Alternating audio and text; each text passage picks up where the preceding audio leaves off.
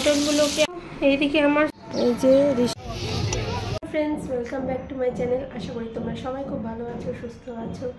তো আজকে আবার একটা নতুন ব্লগ নিয়ে চলে এসেছি। সবাইকে গুড মর্নিং।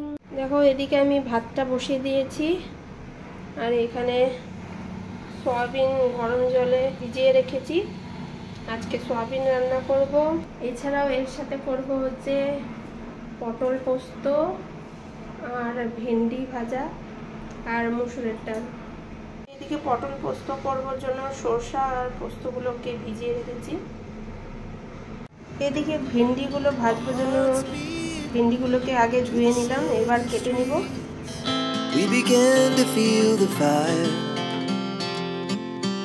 এদিকে আমার তেল গরম হয়ে গেছে, এখন এর মধ্যে ভেন্ডিগুলো দিয়ে দেব। As the chemicals they take us higher. The nights. পটল পোস্ত করার জন্য কয়েকটা রসুন বেছে নিয়েছি, আর হচ্ছে দুটো কাঁচা লঙ্কা। এবার এই রসুন আর কাঁচা লঙ্কাগুলো সরষা আর পোস্তর মধ্যে দিয়ে দেব, এটাকে পেস্ট করার জন্য।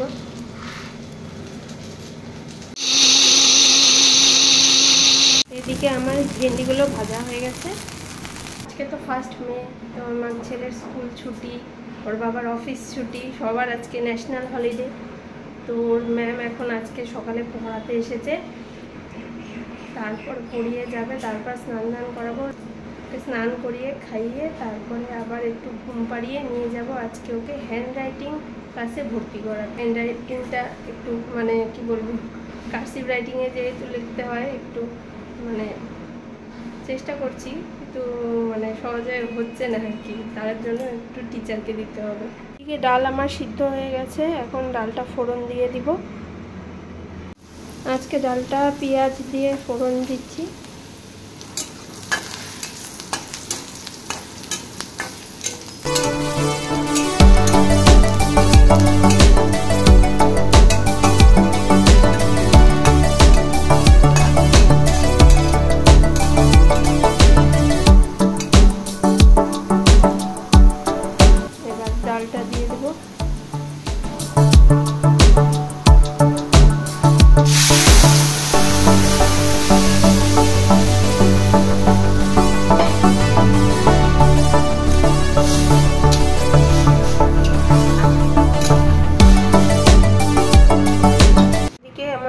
ডাল হয়ে গেছে।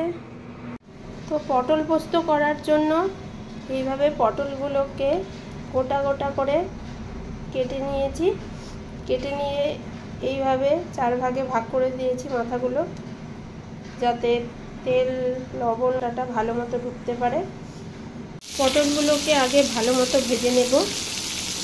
রান্না করতে করতে গ্যাস শেষ হয়ে গেছে, তো রান্না করতে করতে যদি গ্যাস শেষ হয়ে যায় তখন আরেক ঝামেলা, আবার গ্যাস লাগালাম, তারপরে আবার রান্না বসালাম। এদিকে সরষা পোস্ত লঙ্কা রসুন এর পেস্টটা দিয়ে দিয়েছি কড়াইতে। তো ফুটছে, আরেকটু ফুটে উঠলেই পটলগুলো দিয়ে দিব, তো হয়ে যাবে আমার পটল পোস্ত।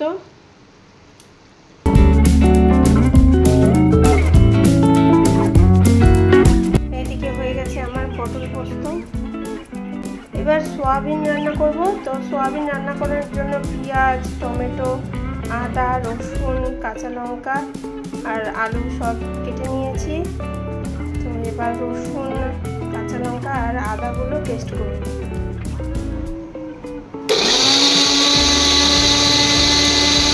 এত গরম পড়েছে যে কি বলবো, একটু করে এসির হাওয়া খাচ্ছি আর একটু করে রান্না করতে যাচ্ছি। এসি তখন থেকে চালানো, সেই সকাল থেকে মানে 10টার থেকে রান্না শুরু করেছি, এখন 12টা বাজতে চললো। সেই মানে গরমে আর থাকতে পারছি না, এত গরম পড়ছে। এসির হাওয়া খেয়ে যাচ্ছে জন্য গলা তো পুরো বসে গেছে, অনেক দিন আগে থেকে কফ হয়ে গেছে, তো এখনো কমছে না। একবার ডাক্তার কাছে গিয়েছিলাম, হোমিওপ্যাথি ওষুধ খেয়েছি, তারপর তাও কমছে না। এত ঠান্ডা ঠান্ডা খেলে কি আর মানে যায়, ঠান্ডা হাওয়া লাগছে আর একবার গরম লাগছে, তো ঠান্ডা গরমে অবস্থা খারাপ। তো সোয়াবিন রান্না করার জন্য প্রথমে আমি তেলে একটা শুকনো লঙ্কা, দুটো তেজপাতা আর একটু জিরা ফোড়ন দিয়ে নিয়েছি। তারপরে আলু, পেঁয়াজ, টমেটো একসাথে দিয়েছি। এরপরে একটু ভাজা ভাজা হয়ে গেলে তার উপরে মশলাটা দিয়ে দিব, মানে রসুন, কাঁচা লঙ্কা আর আদা পেস্টটা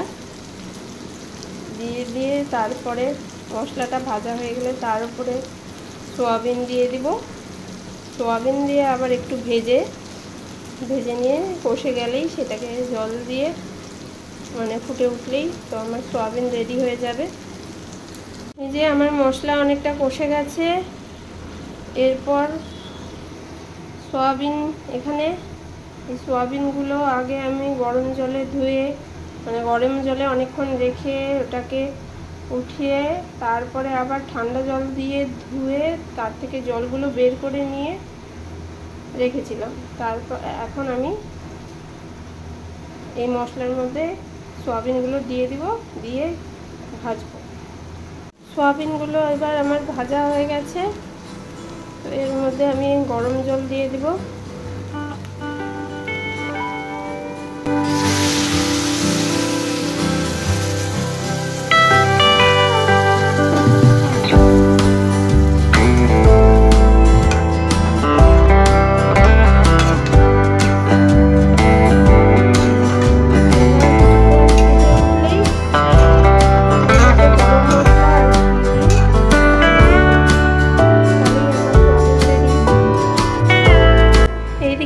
সোয়াবিনের তরকারি রেডি। তো আমার এখন রান্না বান্না শেষ হয়ে গেল। তো এখন মানে স্নান করব, তারপরে আগে ছেলেকে স্নান করাবো, তারপরে আমি স্নান করব, তারপর হচ্ছে ওকে খাওয়াবো। তো ওর তো আবার খাওয়া এগুলো দিয়ে চলবে না, তো এর সাথে একটু ডিমও লাগবে। ওকে এসে একটু ডিম ভেজে দেবো। তারপরে আবার একটু মানে খাওয়া দাওয়া সবার হয়ে গেলে তারপরে একটু শুয়ে তারপরে আবার ওকে হ্যান্ডরাইটিং ক্লাসে নিয়ে যেতে হবে। তো এখন যাচ্ছি রিশানকে হ্যান্ডরাইটিং ক্লাসে দিতে। এই যে রিশানের হ্যান্ডরাইটিং ক্লাস।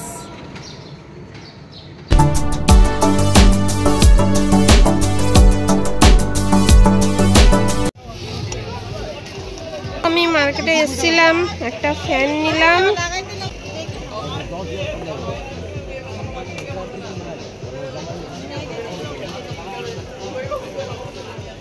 এটা যখন আগে পিছু করবে না দিদি।